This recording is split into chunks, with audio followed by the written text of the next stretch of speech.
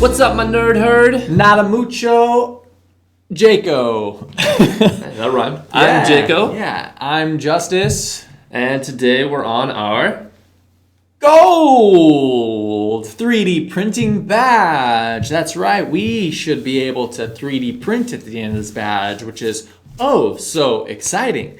To be honest with you, I just learned how to 3D print a few months ago. It's kind of a new Me thing. too. It's a kind of new thing. And I'll say it's super fun. It's super fun. Let's jump into our gold. Jaco, take it away. question 1.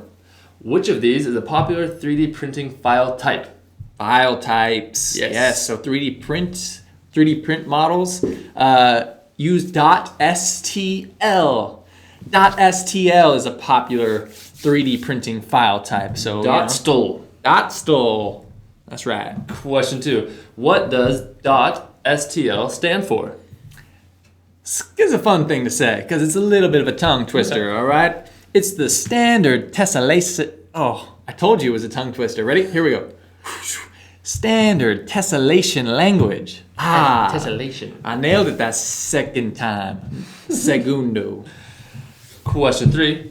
Okay, I found a 3D model I like and downloaded the .stl file. How can I change it?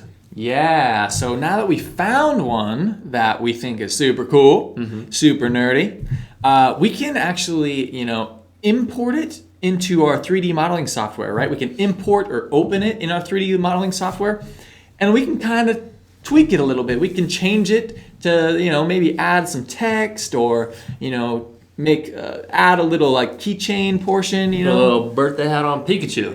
Yeah, we could do something like that. That'd be super cool. All right. So yeah, that's how. Question 4. It's important to remember you can only print as big as your printer's Build area, also, called like a plate, or an envelope sometimes. But yeah, your 3D printer can only print as big as its plate or its envelope or, its print area. Sounds good. Question 5. Also, remember to check how much filament you have left. Otherwise, what could happen? This has happened to me, gotta admit. I already told you, I just kind of got into 3D printing a few months ago. If you don't check your filament, you might run out of filament while you're printing. Yeah, no more filament. And you have to start over, and man, that is frustrating. Especially when you're like 97% of the way down. Yeah, it's like, oh, it's so close, and then fail. Question 6. If you want your 3D prints to look very sharp and detailed, you have to turn up the resolution. Yeah, that resolution. When you turn it up, your prints will be more detailed. Your curves will be more smooth. That resolution is what handles that. resolution. Question 7. What's the negative effects of a higher resolution? The negative effects. I knew it couldn't just, it slows down the process. Let's be honest, right? The printer's gonna take more time printing each piece of that, each layer of that 3D print. So it's gonna make the whole process slower. Take more time. Yeah. Question 8. Sometimes 3D printers need adjustments to make sure everything is working properly. What's the process called?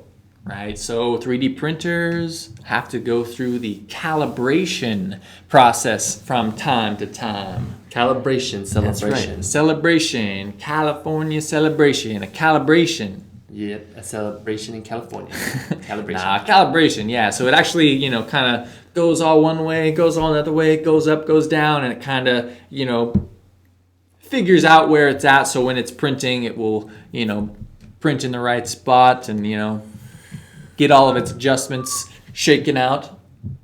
Go ahead, you can breathe. So yeah, we're going to be celebrating here, not in California, here, because we just passed our, hit it with it. Gold! It's gold! 3D printing badge. Yeah, so go ahead and print yourself a gold badge. Yeah.